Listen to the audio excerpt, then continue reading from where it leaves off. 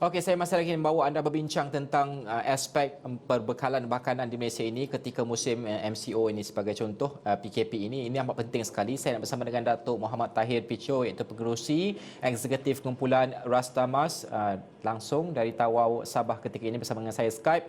Datuk, terima kasih Datuk kerana bersama dengan kami. Mungkin pertama sekali kalau kita nak fahami, Datuk ini usahawan yang menternak, ada ternak ayam, ada juga buka pasar raya dan sebagainya. Kita nak fahami kerana Datuk sudah pastilah mengetahui cabarannya dan juga dari segi supply dan juga demandnya. Bagaimanakah keadaan semasanya? Kalau tadi kita bercakap tentang supply ayam sebagai contoh, terpaksa menanggung kerugian sedikit ternak bahagian ternakan untuk memenuhi harga akhir pengguna yang lebih rendah. Bagi syarikat Datuk sendiri, bagaimanakah keadaan statusnya pada masa kini? Assalamualaikum warahmatullahi wabarakatuh. Waalaikumsalam. Terima kasih Atur Awani. Pada masa ini bekalan ayam di Tawau adalah mencukupi disebabkan oleh kerana masa COVID-19 ini. Pengeluaran kita masih kekal seperti biasa untuk penduduk di daerah Tawau.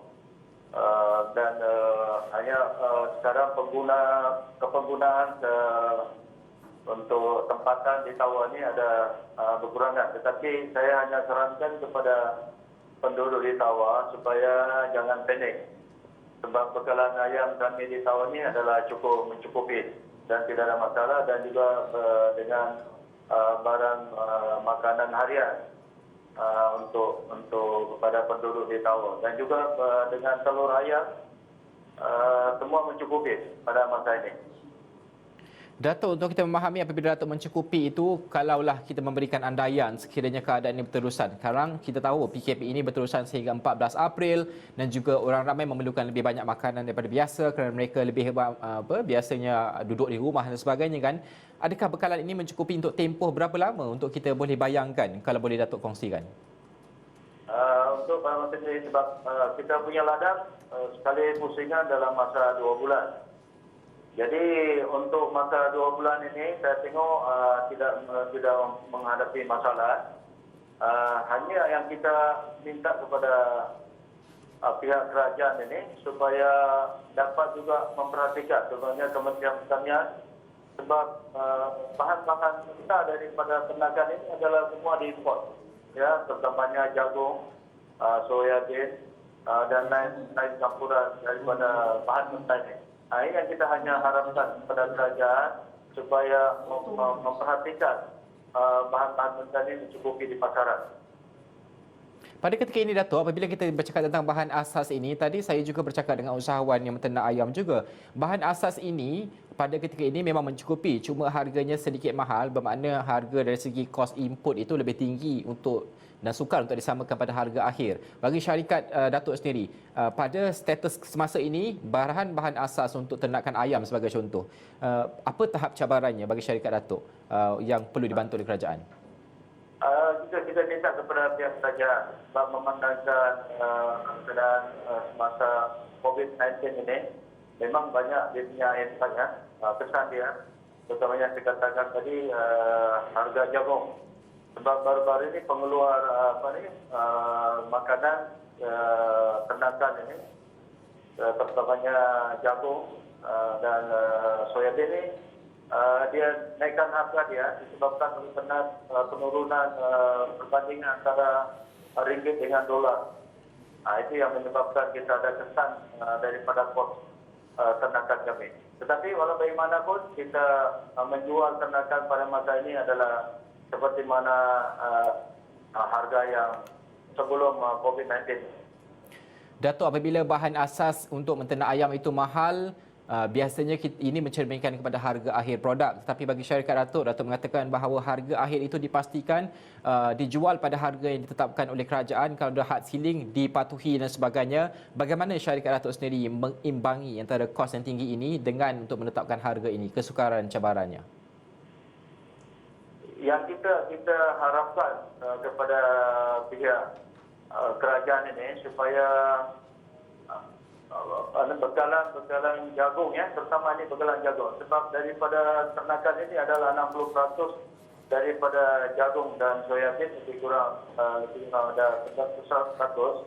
Jadi itu yang punca yang besar. Jadi kita harapkan supaya mungkin cadangan saya bagi kapal ternak supaya meminta harga memberi subsidi kepada harga-harga bahan mentah supaya kita dapat menstabilkan harga di pasaran, ya terutamanya daging ayam dan juga telur ayam pada masa ini. Datuk juga memiliki pasar raya 3 buah kalau tidak salah saya. Mungkin boleh diceritakan kalau di Semenanjung ini, di Kuala Lumpur ini, pada peringkat awal pelaksanaan PKP ini kita mendengar pembelian panik dan sebagainya. Kalau ditawar pula, bagaimanakah keadaannya, situasinya kalau boleh digambarkan kepada penonton di Sarawak ini? Okey, mengenai dengan pasar raya di Tawau, saya tengok saya pun pagi tadi pergi melawat kedai-kedai saya.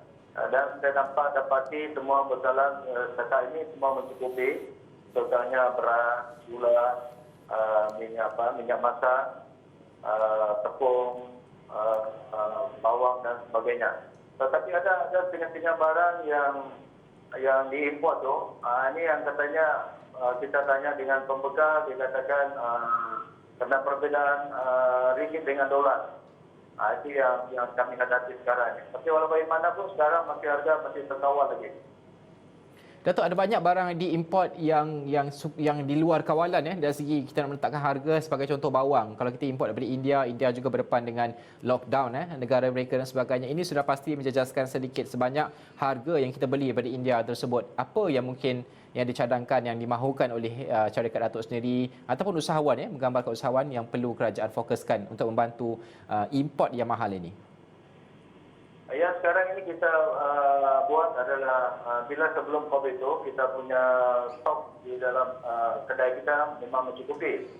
Tapi kita harap terlepas tambahan lagi 14 hari, mungkin pihak kementerian akan mengambil juga peranan untuk membantu pasaraya ini atau peniaga untuk mendapatkan berjalan. Sebab sebelum COVID itu kita masa India ada bermasalah dengan dia punya pengeluaran, kita ambil daripada negara tetangga, Indonesia.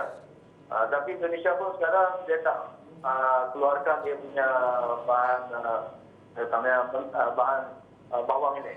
Jadi kita harap dalam 2 minggu akan datang ini kita berjalan kita masih di dalam pasaran, di dalam negara kita pasaran mencukupi. Okey Datuk, terima kasih Datuk kerana bersama dengan Astro Awani pada jam ini. Itu tadi Datuk Muhammad Tahir Picho, iaitu pengerusi eksekutif kumpulan Rostamas dari Tawau, Sabah. Kita berbincang tentang rantaian bekalan itu. Kalau Datuk ini memiliki syarikat yang mempunyai berbekalan ayam, pasar raya juga di Tawau, Sabah, kita memahami inilah orang yang berada di lapangan yang menjalankan perniagaan, perusahaan. Mereka tahu keadaan di bawah situ, penting untuk view dan juga pandangan mereka ini diambil kira. Dan itu apa yang kami bawakan setakat jam ini di Astro Awani.